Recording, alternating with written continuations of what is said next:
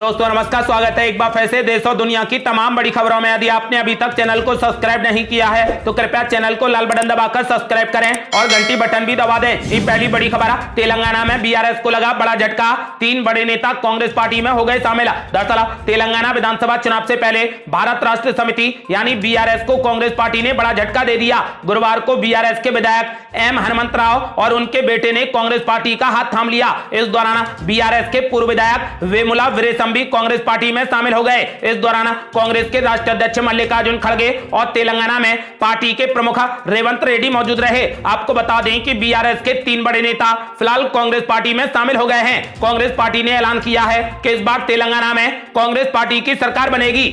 और बड़ी खबर, संसद की विशेषाधिकार कमेटी करेगी रमेश बिदूड़ी और दानिश अली मामले की जांच, स्पीकर ओम बिरला ने दे दिया आदेश। दरअसल लोकसभा स्पीकर ओम बिरला ने बीएसपी सांसद दानिश अली और बीजेपी नेता रमेश बिदूड़ी के मुद्दे पर सांसदों की शिकायतों को विशेषाधिकार समिति के पास भेज दिया है। गुरुवार को अधिकारियों ने इस बात की जानकारी दी। चंद्रयान 3 की सफलता मसले पर लोकसभा में चर्चा के दौरान 21 सितंबर को रमेश बिदूड़ी ने दानिश अली के खिलाफ आपत्तिजनक शब्दों का इस्तेमाल किया था। इसकी चौतरफा आलोचना हुई थी। अब लोकसभा स्पीकर ओम बिरला ने रमेश बिदूड़ी और दानिश अली के मामले को विशेषाधिकार समिति के पास भेज दिया है।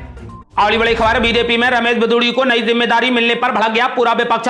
कपिल सिब्बल से लेकर शशि थरूर तक ने बोला जबरदस्त हमला। दरअसल बीजेपी ने सांसद रमेश बिदूड़ी को राजस्थान में होने वाले विधानसभा चुनावों के लिए टोंक जिले की जिम्मेदारी दी है। इसको लेकर विपक्षी दलों के नेताओं ने बीजेपी की कड़ी आलोचना की है। कांग्रेस महासचिव जयराम रमेश ने कहा कि ये राजनीतिक लाभ के लिए नफरत का प्रतीक है। उन्होंने कहा कि टोंक में मुस्लिम आबादी 29% है। बीजेपी कहती है सबका साथ, सबका विकास और सबका विश्वास, लेकिन ये सबसे बड़ी बकवास है। तो वहीं कांग्रेस नेता शशि थरूर ने कहा कि बीजेपी के कारण बताओ नोटिस के लिए बहुत कुछ कहने को है। बदजुबानी करने वाले सांसद अब टोंक के प्रभारी हैं, जहां उनके पास अपनी विभाजनकारी बयानबाजी से वोटर्स का और भी अधिक ध्रुवीकरण करने के भरपूर मौके होंगे। तो वहीं तृणमूल कांग्रेस की सांसद महुआ मोइत्रा ने कहा कि बीजेपी एक ऐसे शख्स को नई जिम्मेदारी दे सकती है जिसको कारण बताओ नोटिस भेजा गया हो। उन्होंने कहा कि नरेंद्र मोदी जी, क्या अल्पसंख्यकों के लिए यही आपकी स्नेह यात्रा है? इसके अलावा राज्यसभा सांसद कपिल सिब्बल ने भी कहा कि बीजेपी ने संसद में दानिश अली पर अभद्र शब्दों से हमला करने के लिए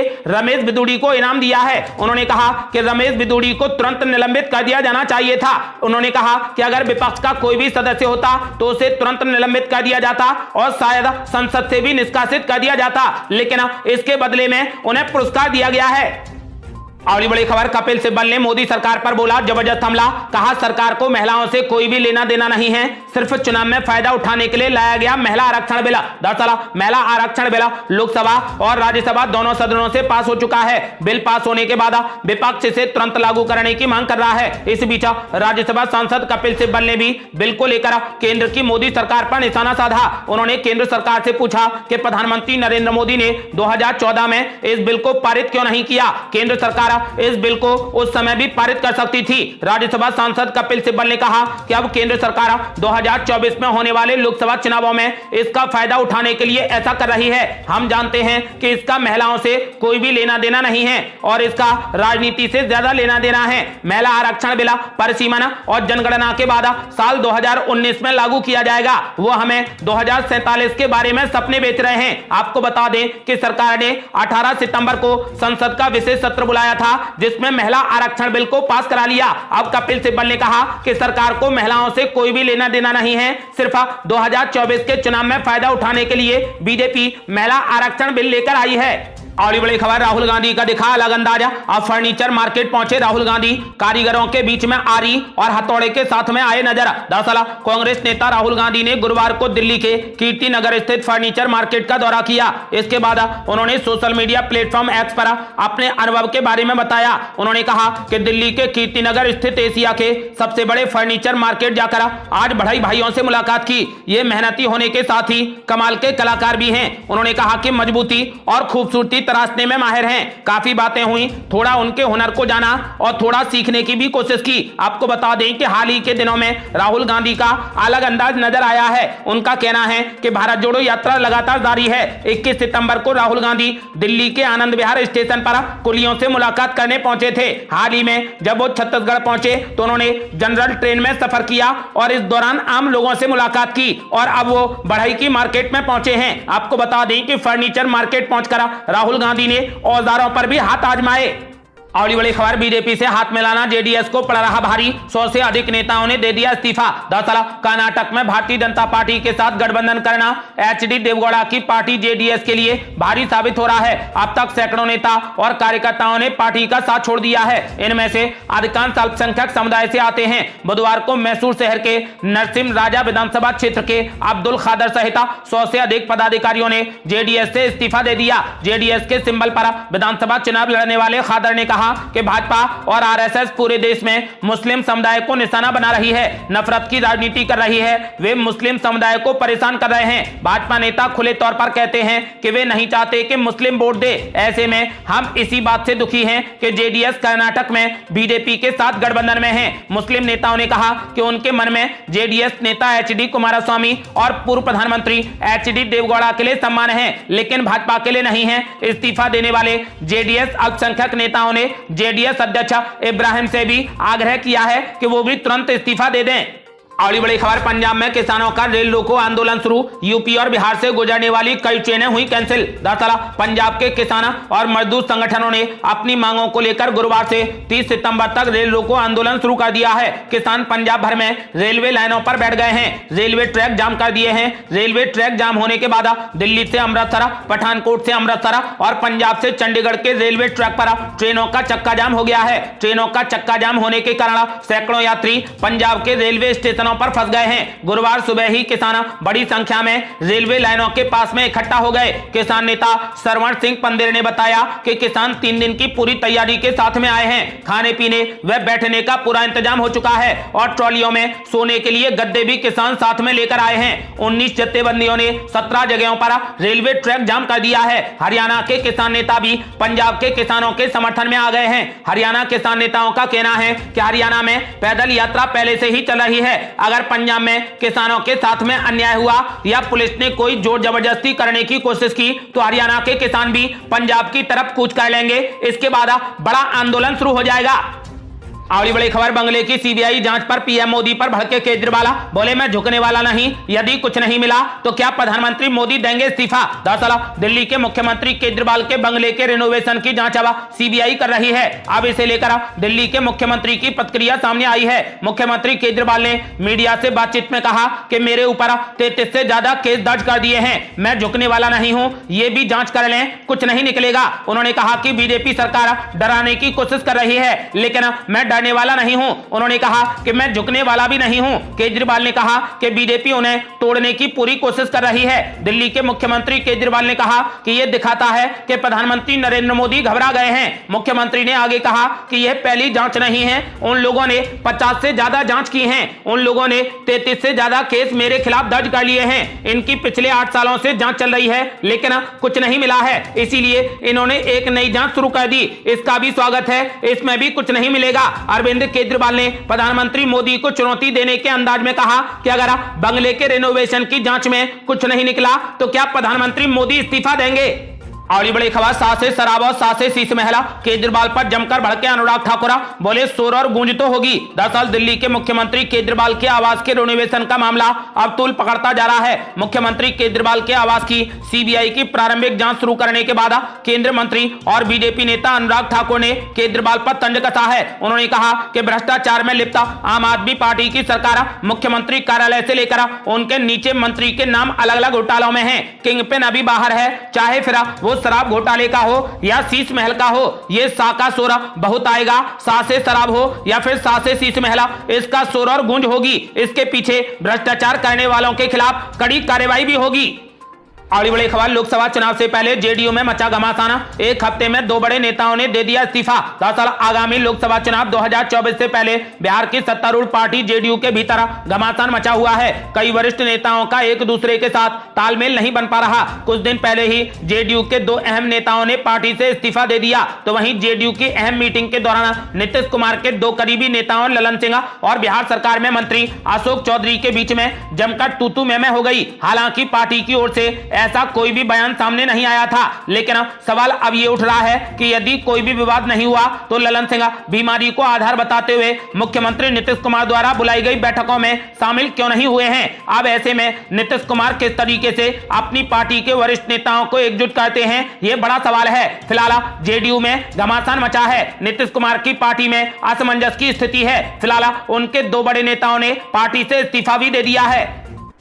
अगली बड़ी खबर, इंडिया गठबंधन कल तक रहेगा या नहीं, इसकी कोई गारंटी नहीं। केसीआर की बेटी के कविता ने बोला जबरदस्त हमला। दरअसल बीआरएस की एमएलसी और केसीआर की बेटी के कविता ने इंडिया गठबंधन को लेकर बड़ा बयान दिया है। उन्होंने कहा कि आज इंडिया का जो गठबंधन है वो कल तक रहेगा या नहीं रहेगा, इसकी कोई भी गारंटी नहीं है, क्योंकि 5 राज्यों के चुनाव होंगे और लोकसभा चुनाव से पहले सीट बंटवारे का मुद्दा होगा। उसके बाद स्थिति अलग होगी और जब नतीजे आएंगे तो उसके बाद की स्थिति और भी अलग होगी। उन्होंने आगे कहा कि ऐतिहासिक रूप से इस देश में प्री पोल गठबंधन बहुत सफल नहीं रहे हैं, इसीलिए हम निश्चित रूप से इंतजार करेंगे। लेकिन बीआरएस एक राष्ट्रीय पार्टी है जिसका राष्ट्रीय एजेंडा और यूनिवर्सल एजेंडा है। ये कर्नाटक में एक एजेंडा और तेलंगाना में दूसरे एजेंडे वाली कांग्रेस पार्टी की तरह नहीं है। वहीं महिला आरक्षण कानून को लेकर भी के कविता ने अपना पक्ष रखा। उन्होंने कहा कि पूरे महिलाओं का हक है, हम सब जश्न मनाएंगे, ये कोई बीजेपी की देन नहीं है। हम सब लोगों ने जमकर आंदोलन किया, सारी पार्टियों पर दबाव डाला, तब जाकर ये बिल बना है। आपको बता दें कि उन्होंने इंडिया गठबंधन पर हमला बोलते हुए कहा कि इंडिया गठबंधन कल तक रहेगा या नहीं रहेगा, इसकी कोई भी गारंटी नहीं है। अगली बड़ी खबर, पंजाब में आम आदमी पार्टी पर एक साथ भड़की कांग्रेस पार्टी और भाजपा। कांग्रेस पार्टी में शामिल हो सकते हैं आम आदमी पार्टी के 32 विधायक। दरअसल पंजाब में आम आदमी पार्टी के खिलाफ कांग्रेस और भाजपा ने एक सुर में आवाज उठाई है। यहां पर आम आदमी पार्टी की सरकार द्वारा कांग्रेस नेता सुखपाल सिंह खेरा को एक पुराने ड्रग्स केस में हिरासत में लिया गया है। इसको लेकर कांग्रेस और भाजपा दोनों ने ही सख्त ऐतराज जताया है। भाजपा ने सवाल उठाया है कि आखिर आम आदमी पार्टी को इस कार्रवाई में इतना समय क्यों लगा। भाजपा के राष्ट्रीय प्रवक्ता शहजाद पूनावाला ने कहा कि यह केस 2015 का है। आम आदमी पार्टी यहां पर मार्च 2022 में सत्ता में आई, आज सितंबर 2023 है। आखिर क्या है जिसके चलते अरविंद केजरीवाल की पार्टी और पंजाब पुलिस को एक्शन लेने में इतना ज्यादा वक्त लगा है। आपको बता दें कि शहजाद पूनावाला ने यहां तक कह दिया कि खेरा को तब हिरासत में लिया गया है जब पंजाब में विपक्ष के नेता प्रताप सिंह बाजवा ने यह दावा किया है कि 32 विधायक उनके संपर्क में हैं और जल्द ही ये 32 विधायक कांग्रेस पार्टी में शामिल हो जाएंगे। पूनावाला ने कहा कि यह कदम तब उठाया गया है जब कांग्रेस पार्टी ने कहा कि वो पंजाब की सभी सीटों पर चुनाव लड़ेगी। अगली बड़ी खबर, बीजेपी विधायक ने कर दिया बड़ा ऐलान। बोले जवाहरलाल नेहरू नहीं बल्कि सुभाष चंद्र बोस थे देश के पहले प्रधानमंत्री। दरअसल कर्नाटक भारतीय जनता पार्टी के विधायक बसंत गौड़ा पाटिल यत्नाल ने यह कहकर नया विवाद खड़ा कर दिया कि जवाहरलाल नेहरू भारत के पहले प्रधानमंत्री नहीं थे। एक सार्वजनिक कार्यक्रम में बोलते हुए उन्होंने कहा कि भारत के पहले प्रधानमंत्री नेहरू नहीं बल्कि सुभाष चंद्र बोस थे। हाल ही में एक सार्वजनिक कार्यक्रम को संबोधित करते हुए भाजपा विधायक बसंत गौड़ा पाटिल ने कहा कि लोगों को लगता है कि पंडित जवाहरलाल नेहरू पहले प्रधानमंत्री थे, जबकि ऐसा नहीं था बल्कि वो सुभाष चंद्र बोस थे। उन्होंने जोर देकर कहा कि अंग्रेजों ने भारत छोड़ दिया क्योंकि सुभाष चंद्र बोस ने उनमें डर पैदा कर दिया था। पूर्व केंद्रीय रेल एवं कपड़ा मंत्री ने कहा कि बाबा साहेब ने एक किताब में लिखा है कि हमें आजादी भूख विरोध प्रदर्शन से नहीं मिली है बल्कि नेताजी सुभाष चंद्र बोस द्वारा पैदा किए गए डर के कारण हमें आजादी मिली है। उन्होंने आगे कहा कि द्वितीय विश्व युद्ध के बाद अंग्रेज चले गए, जब देश के कुछ हिस्सों में स्वतंत्रता की घोषणा की गई तब नेताजी सुभाष चंद्र बोस स्वतंत्र भारत के पहले प्रधानमंत्री थे। उनकी अपनी मुद्रा, ध्वज और राष्ट्रगान था। उन्होंने ऐलान कर दिया है कि देश के पहले प्रधानमंत्री नेहरू नहीं बल्कि सुभाष चंद्र बोस थे। अगली बड़ी खबर, मध्य प्रदेश में बहन जी मायावती ने जारी कर दी उम्मीदवारों की दूसरी लिस्ट। 9 सीटों पर उतारे प्रत्याशी। दरअसल मध्य प्रदेश विधानसभा चुनावों के लिए सभी राजनीतिक पार्टियों ने तैयारियां शुरू कर दी हैं। वहीं इस बार बीएसपी भी पूरा जोर लगा रही है। बीएसपी ने चुनाव के लिए प्रत्याशियों की दूसरी सूची जारी कर दी है। इसमें 9 उम्मीदवारों की घोषणा की गई है। इस बार बसपा ने अलग अलग जोन की सीटों पर उम्मीदवारों की घोषणा की है। इनमें से 3 सामान्य सीटों पर टिकट दिया है जबकि 6 आरक्षित सीटों पर उम्मीदवारों को उतारा है। 9 उम्मीदवारों की घोषणा में बुंदेलखंड की 2 सीटें भी शामिल हैं। आपको बता दें कि इससे पहले बसपा ने पहली सूची में 7 सीटों के उम्मीदवार घोषित किए थे। इस तरीके से कुल मिलाकर अब तक बसपा ने मध्य प्रदेश में 16 प्रत्याशियों को चुनावी मैदान में उतार दिया है। अगली बड़ी खबर, नेपाल ने भारत को फिर से दे दी बड़ी टेंशन। 200 और 500 के नोटों पर लगा दिया बैन। दरअसल नेपाल में 200 और 500 के भारतीय नोट चलन से बाहर कर दिए गए हैं। अब नेपाल में भारत के 100 रुपए और उससे कम के नोट ले जाकर ही सामान की खरीदारी की जा सकेगी। भारतीय नागरिक नेपाल में प्रवेश करते समय मात्र 5000 से अधिक की धनराशि भी नकद नहीं ले जा सकेंगे। नेपाल राष्ट्रीय बैंक ने अपने यहाँ नोटिफिकेशन जारी कर भारत के 100 से अधिक के नोट से वहां कारोबार नहीं करने को कहा है। नेपाल जाने वाले भारतीयों के लिए 5000 की धनराशि ही भारतीय मुद्रा में वहां ले जाने की अनुमति होगी, जबकि भारत से वापस अपने देश लौटने वाले नेपाली नागरिकों के लिए धनराशि का विवरण सीमा पर स्थित कस्टम कार्यालय में रिकॉर्ड करने की बाध्यता कर दी है। ऐसे में रोज आवाजाही कर बाजारों में खुले हाथों से खरीदारी करना अब संभव नहीं होगा। आपको बता दें कि फिलहाल नेपाल ने अपने देश में 200 और 500 के भारतीय नोट पर बैन लगा दिया है। अगली बड़ी खबर, बीजेपी ने महाराष्ट्र का निकाल लिया तोड़ा। देवेंद्र फडणवीस लड़ सकते हैं लोकसभा का चुनाव। रवीना टंडन के नाम पर भी चर्चा। दरअसल भाजपा ने हाल ही में लोकसभा चुनाव में पार्टी की संभावनाओं का आकलन करने के लिए एक सर्वेक्षण कराया था। इसमें महाराष्ट्र की 48 सीटों में से अधिकांश पर जीतने की अच्छी संभावना नहीं होने का अनुमान लगाया गया। इसको देखते हुए भारतीय जनता पार्टी ने आम चुनावों में बड़े नेताओं को मैदान में उतारने की योजना बनाई है। उप मुख्यमंत्री देवेंद्र फडणवीस, पार्टी के मुंबई प्रमुख आशीष शेलार, राष्ट्रीय सचिव विनोद तावड़े और विधानसभा अध्यक्ष राहुल नार्वेकर उन 1 दर्जन दिग्गजों में शामिल हो सकते हैं जिन्हें अगले साल की शुरुआत में होने वाले लोकसभा चुनावों में मैदान में उतारा जाएगा। आंतरिक चर्चा का हिस्सा रहे एक पार्टी पदाधिकारी से मिली जानकारी के अनुसार देवेंद्र फडणवीस को मुंबई उत्तर पूर्व निर्वाचन क्षेत्र से मैदान में उतारा जा सकता है। वहीं आशीष शेलार पार्टी की मुंबई उत्तर मध्य से सांसद पूनम महाजन की जगह ले सकते हैं। पार्टी इस निर्वाचन क्षेत्र से बॉलीवुड अभिनेत्री रवीना टंडन के नाम पर भी विचार कर रही थी, लेकिन नेतृत्व की राय है कि अपेक्षाकृत कठिन सीट जीतने के लिए आशीष शेलार बेहतर उम्मीदवार हो सकते हैं। अगली बड़ी खबर, योगी सरकार ने वाहन मालिकों के लिए बदल दिया ये बड़ा नियम। 3 अक्टूबर से हो जाएगा लागू। दरअसल यूपी की योगी सरकार ने वाहनों के रजिस्ट्रेशन को लेकर चल रहा नियम बदल दिया है। निजी वाहनों को रजिस्ट्रेशन की पत्रावलियां अब उनके मालिकों को ही रखने की जिम्मेदारी सौंपी जा रही है। इसके लिए वाहन मालिकों से शपथ पत्र भी लिया जाएगा। जब भी आरटीओ दफ्तर से मांगा जाएगा प्रस्तुत करना होगा। हालांकि वाणिज्यिक वाहनों यानी कमर्शियल गाड़ियों की पत्रावलियां आरटीओ कार्यालय को सहेजना होगा। प्रदेश भर में नई व्यवस्था 3 अक्टूबर से लागू हो जाएगी। परिवहन आयुक्त चंद्रभूषण सिंह ने इस संबंध में आरटीओ व एआरटीओ को आदेश भी जारी कर दिया है। प्रदेश में 2 पहिया, 4 पहिया या अन्य वाहन खरीदने पर डीलर पॉइंट यानी वाहन विक्रेता के यहां पर वाहनों की पत्रावलियां सुरक्षित रखी जाती हैं। प्रदेश में हर दिन करीब 1.5 से पौने 2 लाख वाहनों का पंजीयन होता है। डीलर्स फेडरेशन ने सरकार से पत्रावलियां रखने की व्यवस्था बदलने का अनुरोध किया था। परिवहन विभाग ने निर्णय लिया है कि निजी वाहनों की पत्रावलियां वाहन स्वामी ही रखें, जबकि कमर्शियल वाहनों की पत्रावलियां अब आरटीओ कार्यालय में रखी जाएं। आपको बता दें कि यह नियम 3 अक्टूबर से लागू हो जाएगा।